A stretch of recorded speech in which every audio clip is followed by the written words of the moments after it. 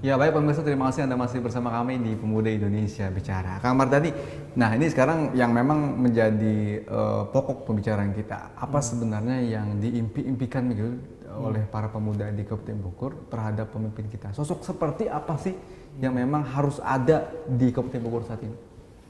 Ya, pertama dia mau turun ke bawah ya. Gitu. Dia mau turun ke bawah. Karena jangan sampai ketika dia menjabat nanti dia masih belajar mengenal rakyat. Gitu loh.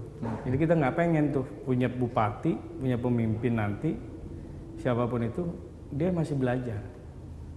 Tapi dengan dia hari ini mau turun ke bawah, dia mau komunikasi, mau dialog, dia turun ke petani, dia turun ke peternakan, dia turun ke pedagang, dia turun ke sekolah-sekolah gitu kan untuk kunjungan, untuk nanya problem-problem mereka, ini jauh lebih penting.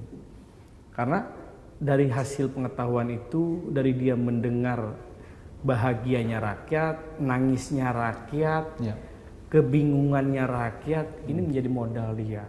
Ya. Karena pilkada itu kan menentukan eksekutif. Ya. Dia menjadi faktor utama sebagai eksekutor, pelaku, pemegang kebijakan, dan pengguna anggaran. Jadi turun ke bawah itu pertama penting buat kita. Yang kedua, dia harus punya jam terbang yang memang mumpuni, gitu loh, mumpuni. Jadi nggak yang instan, cukup populer, maaf gitu misalnya, karena dia artis cukup populer, lalu kemudian rakyat ini, nah bagi saya ini pembodohan politik, gitu loh. Tapi dia ini punya jam terbang yang cukup. Dia sudah misalnya dari kepala desa, dia pernah menjabat. Dewan dia menjabat, pernah menjabat anggota dewan. Minimal ketika jadi kepala desa belum maksimal, anggota dewan belum maksimal, dia bisa selesaikan di jadi bupati. Gitu loh. Ini jam terbang yang cukup. Karena di situ dia sudah sering berinteraksi. Ketika menjadi kepala desa dia sudah tahu tangis tawanya rakyat. Menjadi anggota dewan dia udah tahu didatengin rakyat yang nangis, rakyat bahagia bawa sesuatu buat wakil rakyatnya. Gitu. Dia menangani masyarakat yang kesulitan karena miskin, dia sakit, terus ditangani oleh pihak rumah sakit tidak mampu, dia coba bantu dan segala macam gitu. Terus kemudian ketika dia mau mengambil peran eksekutif F1-nya Kabupaten Bogor, dia jelas perjalanan panjangnya ini akan membuat dia menjadi figur yang matang, menjadi pemimpin kita. Ya.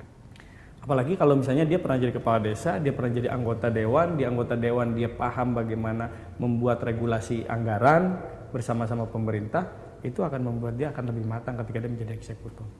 Seperti itu. Jadi jam terbang itu penting. Itu nomor dua. Yang ketiga, kredibilitas dia ya, kemampuan dia gitu. Track recordnya itu dari jam terbang itu kita kan sebagai rakyat bisa menilai gitu loh.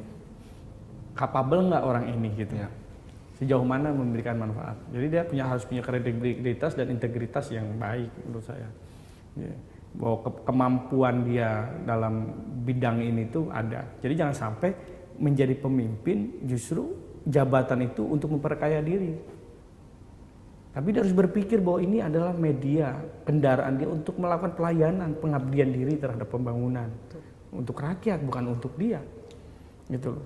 Nah, masyarakat hari ini sudah cerdas. Dia bisa menilai mana figur pemimpin, calon pemimpin yang punya kredibilitas dan punya integritas, yang dia memang kesehariannya juga rumahnya welcome buat rakyat, buat masyarakat.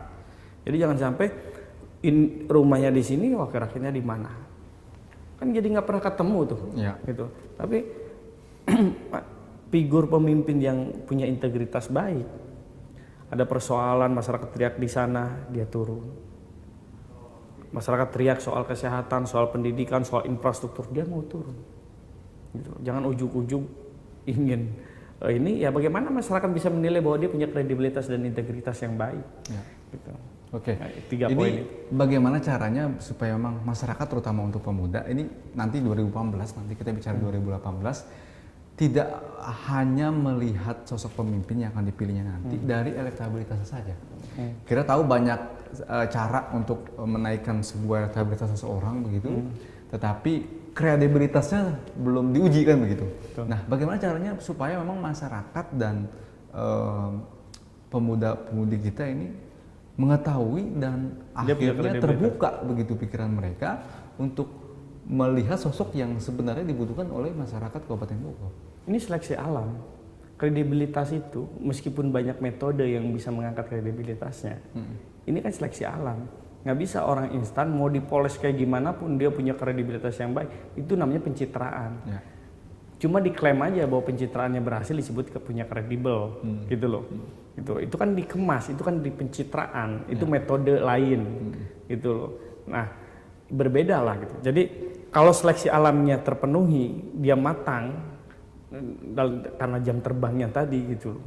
Masyarakat nggak harus dipoles pencitraan bahwa orang ini tuh merakyat, orang ini pro rakyat. Nggak akan terpengaruh gitu dengan kredibilitas yang dibangun karena pencitraan aja semata.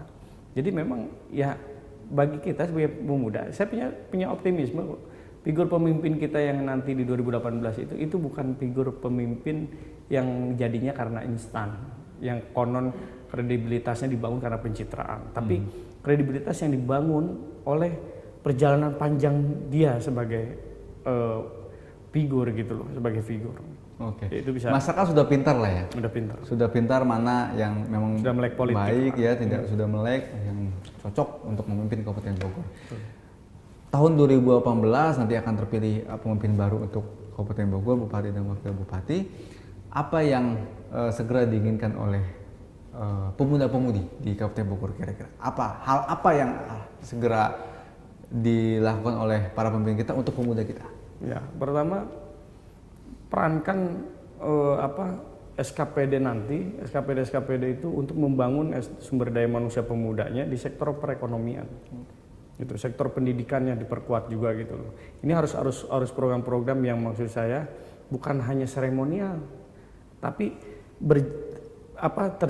berjangka gitu loh. Berjangka sehingga evaluasi pemerintah terhadap peningkatan sumber daya manusia di kepemudaan ini terukur. Jangan cuma bikin seremonial kegiatan pemuda tahun ini A, B, terus kemudian di tahun kedua C dan D-nya tidak terkait dengan apa yang dilakukan di tahun pertama. Ini harus berkesinambungan. Nah, SKPD-nya itu dalam perencanaannya harus bisa berkesinambungan, khususnya untuk pemuda di sektor pendidikan perekonomian. Gitu loh. Ini penting. Kalau tolak ukur pemuda soal kemandirian ekonominya tidak diperhatikan betul-betul oleh figur pemimpin nanti, dan soal pendidikannya juga tidak diperhatikan, ya tinggal kita lihat nanti Kabupaten Bogor dengan APBD terbesar hanya akan menjadi penonton dan hanya menjadi konsumtif saja masyarakatnya, bukan seorang pelaku nanti, dia hanya akan menjadi penonton kita. Gitu. Padahal Kabupaten Bogor ini strategis betul gitu. Saya nggak ingin misalnya kemudian ke depan pemuda-pemuda Kabupaten Bogor ternyata harapan-harapan yang tadi saya sampaikan itu hanya menjadi mimpi belaka. Ini harus dijadikan juga cita-cita bagi para figur tokoh di Kabupaten Bogor untuk merebut posisi eksekutif itu. Oke, yang pasti juga visi menjadi Kabupaten Bogor termaju di Indonesia harus benar-benar terrealisasi begitu ya. Saya masih dengan 25 penciri itu, saya pikir itu masih perlu dievaluasi lah. Itukah apakah dengan membangun 25 penciri itu kemudian Kabupaten Bogor akan menjadi termaju? Saya pikir belum tentu juga gitu. Yang paling penting bagaimana kemudian pemerintah daerah Kabupaten Bogor ini memaksimalkan sistem yang sudah berjalan, mematangkan perencanaan berbasis program, berbasis keperluan dan kebutuhan yang ada di bawah, kemudian itu dieksekusi dengan betul-betul baik gitu. Itu baik, seperti itu aja lah. Oke, baik. Ya, luar biasa sekali pembicaraan kita pada hari ini. Kang Mardhani, pesan Anda terhadap pemuda yang ada di Kabupaten Bogor apa kira-kira untuk mendekati tahun 2018 nanti? Pertama harus cerdas, dan kecerdasan pemuda itu tidak ujuk-ujuk datang. Dia tidak boleh awam politik, dia tidak boleh apolitis. Dia harus mau bergaul dan harus sudah supel gitu, harus sudah mau bersilaturahmi, membentuk komunitas, apapun itu namanya gitu loh. Karena penting, sistem demokrasi hari ini kan demokrasi langsung. Apabila masyarakat, jadi suara one man one vote itu kan penting. Nggak ada bedanya pemuda yang cerdas politik dan pemuda yang tidak ngerti politik, tetap aja suaranya sama. Datang ke TPS sekali coblos. Artinya penting, kecerdasan dalam berpolitik itu penting. Dia akan bisa mengukur yang tadi saya bilang 3 kriteria tadi gitu loh. Dia akan bisa memilah, karena yang melahirkan pemimpin hari ini adalah semua rakyat. sudah bukan lagi diwakilkan. Jadi pemuda harus melek politik, harus cerdas politik, harus mau berorganisasi gitu loh dengan niat baik. Jangan cuma saya berorganisasi di sini hanya biar diceritain teman, buat di media sosial di share agama. Ini kan hari ini udah hampir kacau lah gitu motivasi itu. Dan saya hanya menekankan di situ. Motivasi kita berorganisasi itu pertama untuk bersilaturahim dan menambah wawasan kita. Yang tadinya kita tidak tahu, kita menjadi tahu gitu loh. Itu penting gitu. Nanti biarkan seleksi alam yang akan menyeleksi kita. Yang penting itu menuju kecerdasan kita sehingga kita tahu figur untuk memimpin Kabupaten Bogor. Oke, baik. Kamaradi, terima kasih banyak atas Sama-sama, waktunya. Waktu kita sudah habis, kita tunggu nanti 2018 akan seperti apa begitu yang pasti akan semakin memanas dan tokoh-tokoh sudah mulai bermunculan begitu untuk mencoba memimpin Kabupaten Bogor ke depan. Dengan visinya sangat luar biasa, kabupaten termaju di Indonesia. Dia harus membawa visi besar itu begitu terwujud di Kabupaten Bogor. Ya, terima kasih Kamaradi atas waktunya dan pemirsa, demikian sudah perjumpaan kita dalam episode kali ini. Saya Nurholis Fadlah, peserta kru yang bertugas pamit undur diri. Terima kasih dan sampai jumpa. Thank you. Thank you.